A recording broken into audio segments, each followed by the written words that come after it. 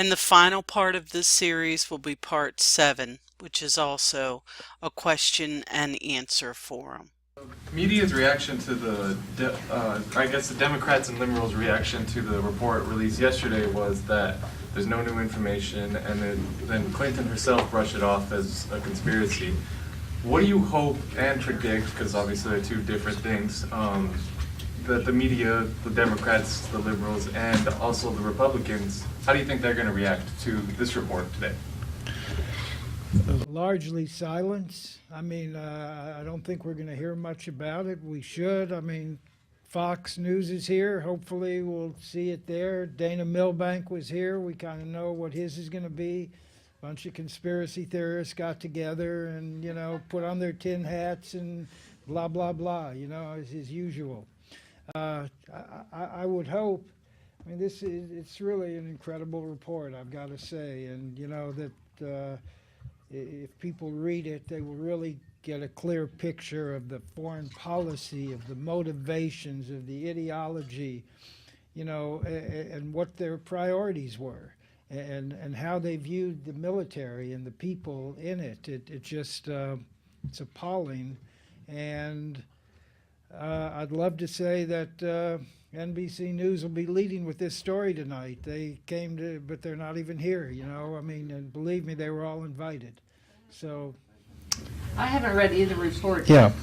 Anywhere is the video has been discussed a lot, which was the video that they said caused this whole uprising. Is anyone saying that Hillary Clinton, Ambassador Susan Rice, or the White House lied about that directly? Is that something that is said? Yeah, absolutely they lied. There's no question. We know again from Judicial Watch documents obtained through the FOIA process that the administration, including the president and the Secretary of State Clinton, were actively involved that very night while the attack was still going on in concocting a false narrative to deflect the story from the truth and to defend at all costs, even the cost of American lives, the re-election campaign of the president. They were not even decided on which video they were going to blame. They only knew that they were going to blame a video. I don't know if you know about this, but there was another video out there created by a minister named Pastor John, and this is another obscure video on the internet. And there was discussion in the White House that night about which video, that one or the innocence of Muslims, would be blamed for the attack on our mission in Benghazi. They settled on innocence of Muslims. But to show you that the narrative had already been decided, that it was going to be blamed on a YouTube video. And don't forget, the only person so far ever jailed, Abu Khatala is in detention, but ever jailed in connection with this debacle was the filmmaker of Innocence of Muslims, all right? And we are still waiting for any of the other principal jihadi militia leaders to be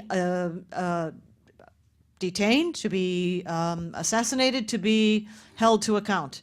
All of the people that, unfortunately, Christopher Stevens chose to work with, Abu Sufyan bin Kumu, Abdul Hakim Belhaj, people like these are still out there running around Libya, one must expect, without any accountability. So the narrative was decided in order to protect the re-election campaign of a president at the cost of American lives.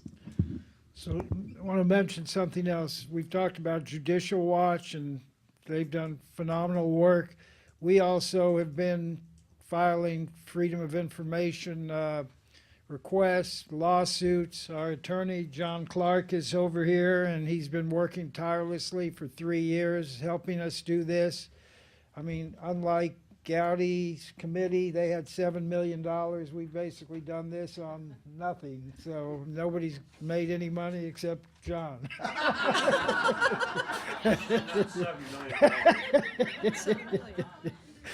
But, yeah, Cliff. Roger, to follow up, you know, this character who was sitting behind me, Dana Milbank, you Right. know all about Yeah, yeah. his agenda. He asked one question of Gowdy, your reaction to the Gowdy report, and I can write the article. Citizens Commission on Benghazi holds news conference to accuse Republicans of being in on the conspiracy, that the Republicans are covering for Hillary Clinton. They're so in debt to the Muslim Brotherhood that they won't let Ted Cruz's bill come up for a vote in the Senate. I mean, you can see the article even before he writes it. Right. You can predict it. And that's the kind of media we deal with. I guess I'm throwing up my arms and wondering what can be done. Great for Fox News that they're here, great that they had the Uncle Sean Smith on, but it is a tough road to hoe, Yeah. especially, Claire, when you suggest that this conspiracy of the Muslim Brotherhood is so vast and goes back so far and is so deep that even the leadership of the Republican Party in the House and Senate are unwilling to tell the truth about it. So when Pompeo was up there with Gowdy yesterday, and they did release that supplemental report, additional comments, and he did come back up, and Pompeo said, yes, Hillary's actions were morally reprehensible. And so at least Gowdy didn't block them from being up there with them to say what they wanted to say. I mean, what his motivation is hard to know, but, Well, yeah, go ahead, Ace. it's, you raise a very good point, and it's the Muslim Brotherhood penetration, which is far deeper than the communists of the 30s, 40s, and 50s. I mean, it has affected not only our domestic, but our foreign policy to a degree that you can't imagine. Where do you think all these restricted rules of engagement have come from that have caused so many of our military lives and the permanent injuries? What, in effect, we've done with these restricted rules of engagement is we've taken away our military technology advantage and leveled the playing field to the advantage of Al-Qaeda and the rest of the Islamic State militias. That's what we've done. I mean, this nonsense that we're going to go win the hearts and minds of a tribal society is nonsense. That's all it is. So, I mean, look what's happening today. Your immigration is out of control. This administration is seeding known Muslim terrorists throughout this country. And what did the Republican leadership do? They funded it all. They funded all of these illegal programs. And you tell me we have congressional leadership? We don't have any. Let me say, it's almost 4, but this is too valuable. I'm not going to stop it right now. We're going to go on for another 15, 20 minutes, and let's see what happens. And, yeah, James. Okay, fair warning, I'm going to use the T word, okay? Is there a way to get some mileage out of this by feeding this to Trump, who needs training, needs information on what's going on that he's going to have to deal with through the competition, the campaign, as well as if he does make it to the White House? Is there a way to get this information to him so at least something can come of it? Because most, as we're saying, most people are going to be wanting to bury this. Well, I can say this. We know his top people have this. Now, what happens with it from there, I can't say. But anybody want to say anything? Yeah. Do you think that, obviously, you mentioned that the Republicans are also covering up for Clinton in a sense. Do you think that could be caused by Trump's kind of dividing the Republican Party? Go ahead. I would not agree with that premise, no. I think rather that the blame, the culpability, the dereliction of duty surrounding the Benghazi debacle is spread so far and wide across agencies, across departments, across the party aisle, and throughout Congress that many on both sides, Democratic and Republican, share culpability for what happened there. And I think they know it. Yeah, okay, 1 second. Alliance, Keith Schiller, Trump's director of security, is a former narcotics detective, but also a Navy veteran. That might be the back channel to get into to see Trump. When I went to Trump's headquarters and invited him to Rolling Thunder, I went to the building and I ran into Keith, who never met me before, but I was wearing all his biker regalia, and he just brought me up to headquarters, and I was able to, I don't even ride, but Rolling Thunder said that's where But anyway, my other question is as to John Brennan. If the stand-down order was given, and John Brennan, Deputy Director of CIA, is a Muslim, could he have interjected that stand-down order into the chief of station? At the time we're talking about in Benghazi, September 2012, John Brennan was still at the National Security Council. And the director of CIA was General David Petraeus. Yes, okay, I'll come here next. Hi, Faith McDonald from the Institute on Religion and Democracy. Thank you so much. My question is, in light of the abdication that didn't go through, Admiral, do you think that that was influenced by R2P, that this was like a Samantha Power thing? Yes. Responsibility to protect the new UN doctrine of Yeah, So, responsibility to, yeah, you want to protect. take it, Claire? Sure. What you're talking about is a policy theory that goes by the name Responsibility to Protect, or R2P.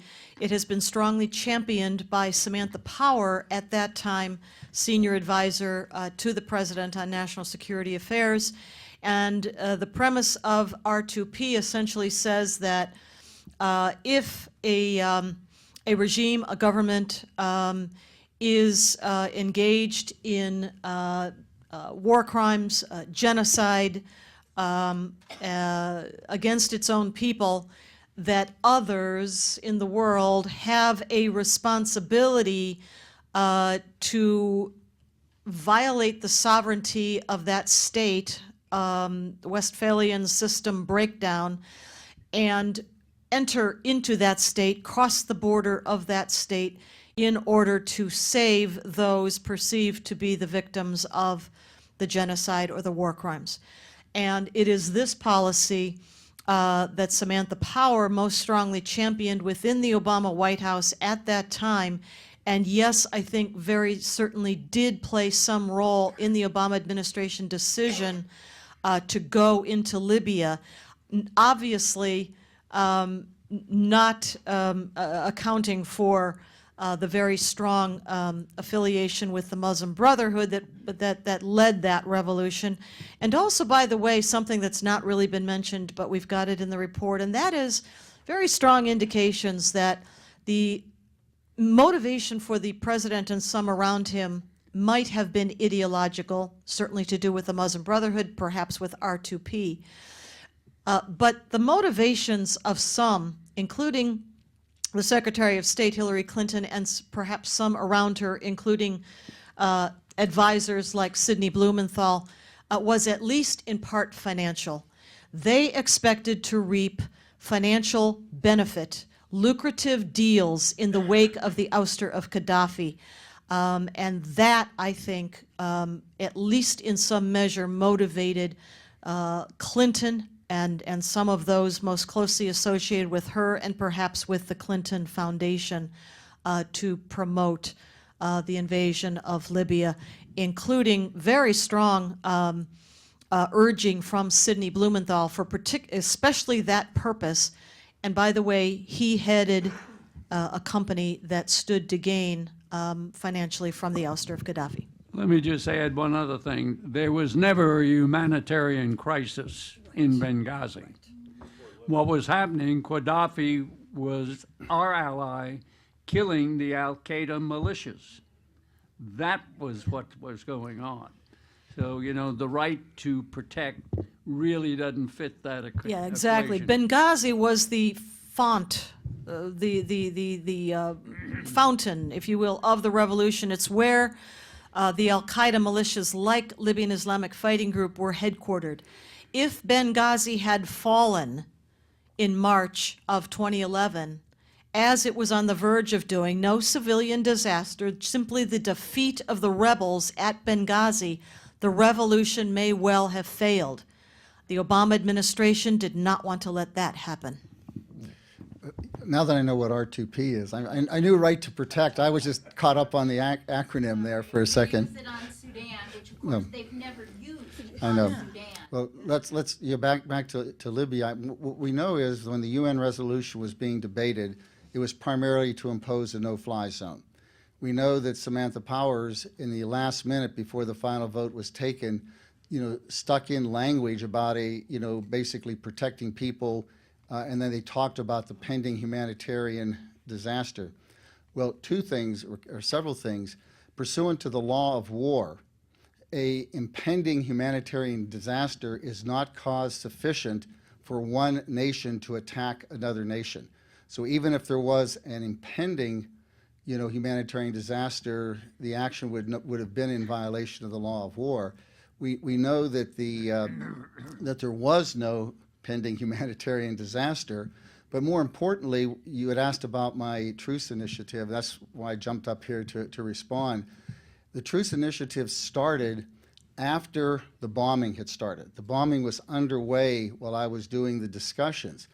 In the first several days of bombing, the no-fly zone had been imposed. They took out their surface-to-air missiles, and the columns of troops had stopped because that was one of the shows of good faith, so they had no pending humanitarian disaster, even the threat of. So at that point in time, there was, they had fulfilled the UN resolution. In fact, the UN resolution, the first provision of it was to press for a ceasefire. And so in many respects, by throwing out the truce, not only did they attack in violation of the law of war, they didn't even follow the UN resolution. And that's what, so I'm not going to comment on motivation. I'm just trying to tell you the facts. And that's why when it came time to talk about it, and the Libyan business colleagues came and said, what can we do? I said, we must keep the politicians out of it. We must keep the diplomats out of it. This is something that needs to be settled by military commander to military commander. I told them about the law of war, the requirement to parley on the battlefield under a white flag if one commander, we haven't done that for a while, but it's there in the law of war, and it was well received by both sides, including Africa Command and the Libyans. And had we proceeded, there's no telling where the negotiation would go. They were intended to facilitate the abdication and a ceasefire with African Union observers, but the frustration after that was that I think Admiral Lyons mentioned it. All we were asking for was 72 hours to give peace a chance, and they really wouldn't take it. Yeah, John. You want to come up, or, okay. I want to ask a little bit about the timing. In the FOIA suit, we've asked from the DOD all the orders, the initial orders. And we haven't gotten them. We've gotten some redacted documents, and we've got some documents, 500 pages from the DOD, but they refer to earlier orders. Now, we just heard, I just found out, because I haven't read Mr. Gowdy's report, that the order was given at 7 o'clock. Well, the attack began at local time. The attack began at 3:42 local time. I don't. That's over. That's three hours later. I don't understand. Maybe that's why they redacted it, because we don't know what time. 42 Eastern time. Eastern time. Yeah. Local hour. Right, and local time. I just understood that Mr. Panetta gave the order at 7 o'clock. Is that?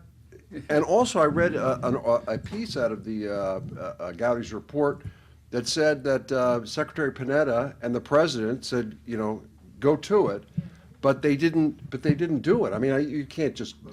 He said that at 5 o'clock. Then Panetta went back to the Pentagon, and as the report says, then the written order, was issued, or the order was issued at 7 o'clock.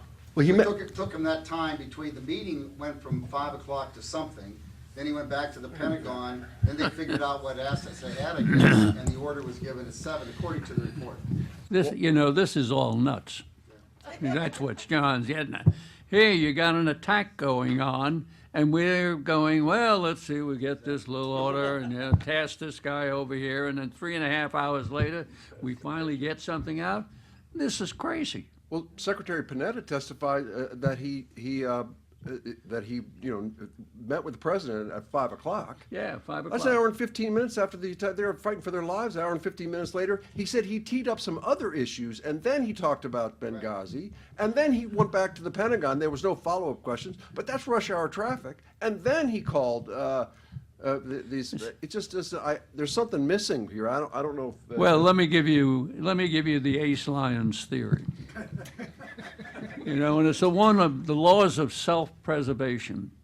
The morning of the attack, John Teagan came over from the CIA annex, and he said to Stevens, look, we know we're going to have an attack. We don't know exactly when, but we can give you much better protection if you shift your meetings to the CIA annex. Okay? I mean, the laws of self-preservation, that's what you do. Well, why didn't he do it? Well, when I was on the Lou Dobbs show, Lou said to me, what do you think happened? I said, this has all the smell of an operation that went terribly wrong. And you'll read in Pompeo's side report and Duncan's side report, they talk about, they were out to kill or kidnap Americans. And I told Lou, I said, if I had to speculate, my view is that Stevens was never to be killed. He was to be kidnapped and held hostage in exchange for the blind sheikh. And the reason being, that was Morsi's #1 objective. He campaigned to be president on that.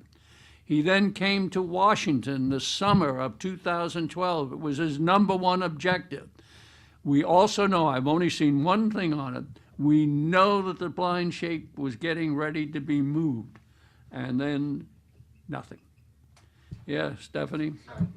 Admiral, I have a comment on that very subject, and maybe you can elaborate a little bit more. So when I read the Gowdy report, I was quite surprised to hear this in the Gowdy report. They talked about in the report the protest at the U.S. Embassy in Cairo. And before mentioning the protest in response to the Muhammad video, they actually state in the report that the protest was primarily over the release of the blind sheikh. Yeah. And some of the Muhammad video. I never heard that in the media. It was always the Muhammad video. The Gowdy report specifically states the primary reason for the protest in Cairo was over the blind sheikh, and they were demanding his release. This is in the Gowdy report verbatim from witnesses. So The priority throughout 2012 was on the part of the Egyptian Morsi Muslim Brotherhood government, the release of the blind sheikh. They had been in negotiations with the White House. A delegation had actually come over to the United States and met at the National Security Council about this. The relationship between the President Obama administration and the Morsi administration was going very swimmingly at this point, and I think the Egyptian government had every expectation that they would get whatever they wanted. The Obama administration, they had them eating out of their hand. However, by September the 9th, as you'll recall, that is when the Egyptian TV talk show host first aired on Egyptian TV the clip from the Innocence of Muslims video. That is at the point, 48 hours out, when social media among Egyptian Muslims, as well as then spreading around the world, began to register outrage over the video. The video took precedence. It pushed the focus on the blind sheikh out of the focus, the focus, out of the spotlight. And on a dime, the U.S. government also flipped from its focus on the blind sheikh to the video because it was manna from heaven for them. It fit perfectly into the OIC Hillary Clinton State Department agenda about criminalizing criticism of Islam.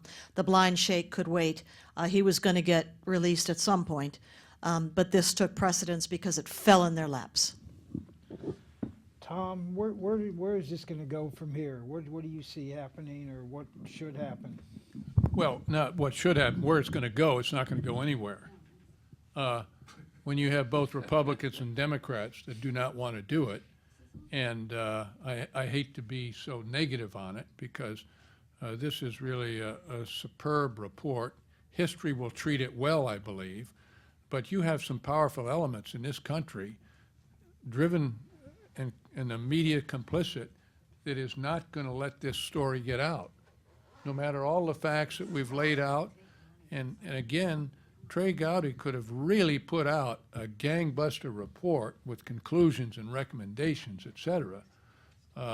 Chuck has got another strategy he thinks he's trying to use, but the fact is I'm very skeptical with all this good work and all these facts that it's going to happen, and I think they're going for the emails right now. So we'll take a couple more questions. Denny, sorry. Statement. Okay, come on. For starters, to emphasize what the Admiral and others have said is Gaddafi and his older son took out a full-page ad in the Wall Street Journal. Is anybody here from the Wall Street Journal? And years ago, and what they had was the two of them, Gaddafi in his flowing robes and his son in secular garb, and they were discussing, and it was all an interview format, full-page ad in the Wall Street Journal about how they wanted to turn Libya into a Mecca for travelers to come. And this was years and years. This was in the, I don't know how many years ago, but I remember that vividly. So, and they were dead set against it. And not only were they not, there wasn't going to be any tumultuous amount of carnage in Benghazi, there wasn't going to be any tumultuous carnage anywhere in Libya. It was very directly, as has been mentioned, and actually as I learned from this commission, Gaddafi was out there killing bad guys. He was killing Al-Qaeda. And Al-Qaeda, we supported. They went to Syria. They became ISIS. We developed ISIS. That's a fact. Now, to the gentleman that's sitting right there, of course, he got up and left, wanted to talk about the T word going into, I know somebody else brought the T up, but at any rate, the divisiveness between the Republicans and the Democrats there, don't believe a word of it.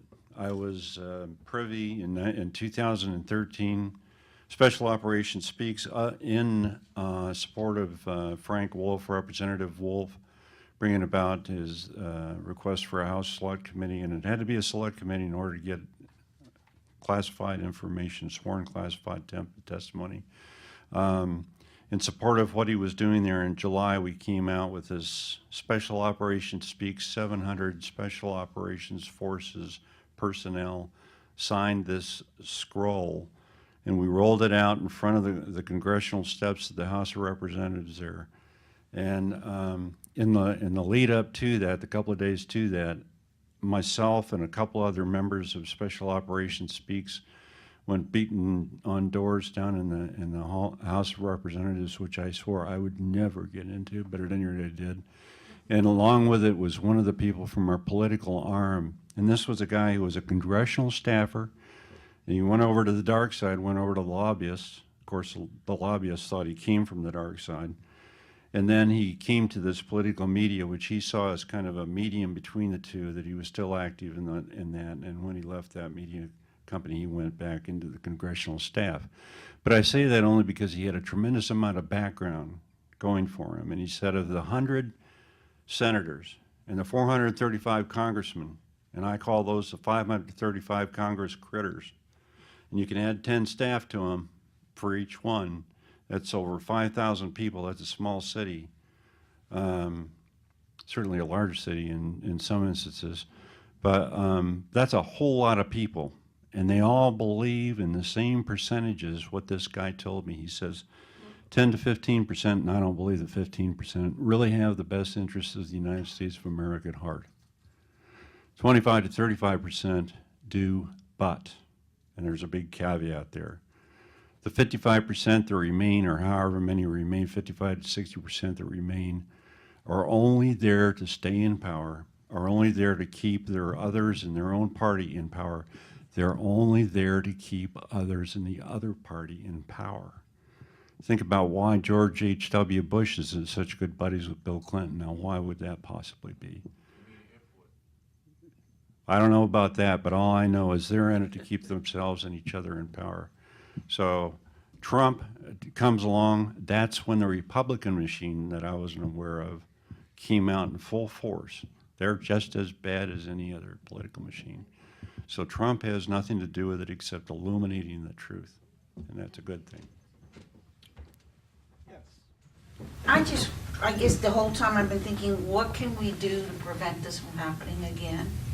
And the only two things that come to mind, and there's your attorney over there, how can any government go back and purge records is questionable to me. Is that legal? And how can any government require employees to sign ad hoc NDAs that are not necessarily part of the federal procedures of disclosure? Are those two things, am I making this up, or it just seems like legally, both of those I question. You got to have a Congress that oversights and handles them. We don't have a Congress that has got oversight on this administration. They're both corrupt. Both parties are corrupt, unfortunately. That's where we are today. That's why I say we don't have congressional leadership. It isn't there. Or you wouldn't have the out-of-control situation that you see throughout the country today. If I might add, on the NDAs, very directly, after the fact, when somebody has come in contact with a black program, the people in charge of that program make sure anybody in contact with it signs an NDA that states that they will never disclose anything that they know about that That's program. legal. That's legal. That's legal. That's done. I don't know about the legality. All right, folks, I think it's been an enlightening day, and thank you all for being here.